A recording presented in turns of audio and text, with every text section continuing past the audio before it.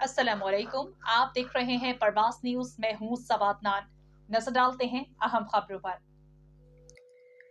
मंडी बहाउद्दीन वज़ीर आला Punjab, chief secretary Punjab और कमिश्नर गुजरावाला की हिदायत पर deputy commissioner Shahid Imran mart की ज़ेर सदारत डिस्ट्रिक्ट एक्सीडेंटल रिव्यू कमेटी का इजलास मुनक़्क़िद हुआ।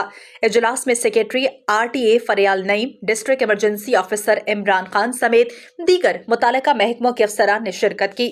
District emergency officer rescue 1122 Imran Khan ने इजलास को ब्रीफिंग देते हुए जिला भर में पिछले एक माह के दौरान होने वाले हादसात की रिपोर्ट पेश की।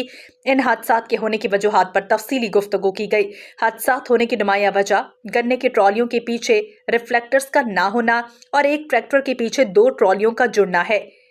Deputy commissioner Shahid Imran mart ने ब्रीफिंग सुनने के बाद कहा कि गन्ने की ट्रॉलियों के पीछे रिफ्लेक्टर्स लाइटिंग को यकीनी बनाया जाए।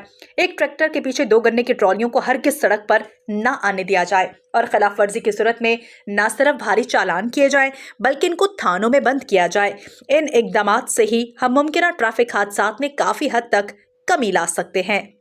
मोहम्मद रशीद भट्टी, परवास न्यूज़, मंडी बहाउद्दीन।